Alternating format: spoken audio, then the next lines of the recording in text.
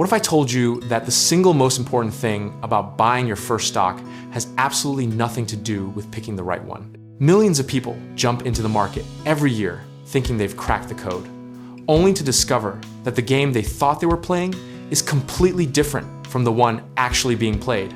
Here's the dirty little secret nobody posts on social media. The stock market is not a wealth machine for the prepared. It's a wealth transfer machine from the impatient to the patient. The day you buy your first stock, you are not competing against a ticker symbol.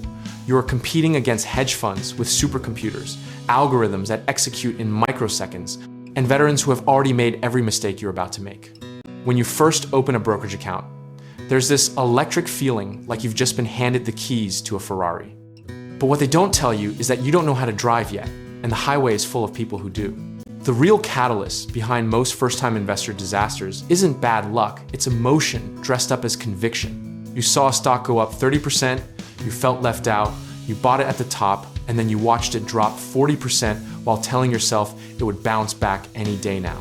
This is what behavioral economists call the recency bias, and it's basically your brain being terrible at its job. Your mind looks at the last 30 days of gains and assumes the next 30 days will look exactly the same, which is adorable, and also financially devastating. Think of buying a hot stock at its peak, like arriving at a party at 2 in the morning when everyone else is already putting on their coats. The party happened, you just missed it, and now you're holding a warm cup of punch, wondering why nobody else seems excited. Here's where history does us a favor, even if we never bothered to learn from it.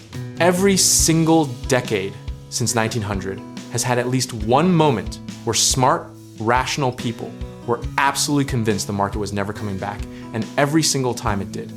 The 1987 crash wiped out 22% of the market in a single day, and people genuinely thought capitalism was over. The 2008 financial crisis had economists comparing it to the Great Depression, and yet the S&P 500 is up over 500% since then. So what's the misconception that keeps tripping people up? That volatility equals loss, when in reality, volatility is just the price of admission for long-term gains. A stock dropping 30% doesn't mean you've lost money unless you sell. And this is the part where most people accidentally turn a temporary paper loss into a permanent real one.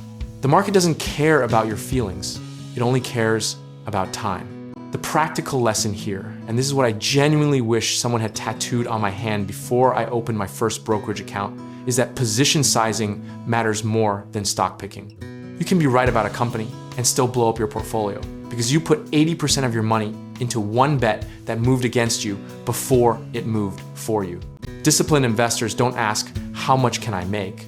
They ask, how much can I afford to lose on this position without it changing my life? That single reframe will do more for your financial future than any hot tip, earnings call, or Reddit thread ever will.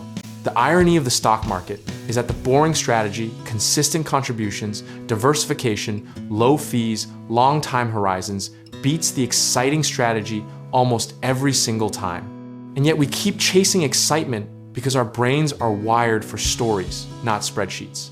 Process over prediction, patience over panic, and position size over conviction say that 3 times fast and then actually live by it. The market will reward the disciplined and punish the dramatic, and it has been doing so with ruthless consistency for over 100 years. At the end of the day, whether the market goes up, down, or sideways tomorrow, the investor who sleeps best at night is the one who built a strategy they can stick to in any condition. Comfort with uncertainty isn't weakness, it's the actual edge. And if you're ready to take that disciplined mindset beyond the stock market and into building real, tangible wealth, check out our links in the description below where we can help you get started in real estate investing, home contracting work, and finding lenders.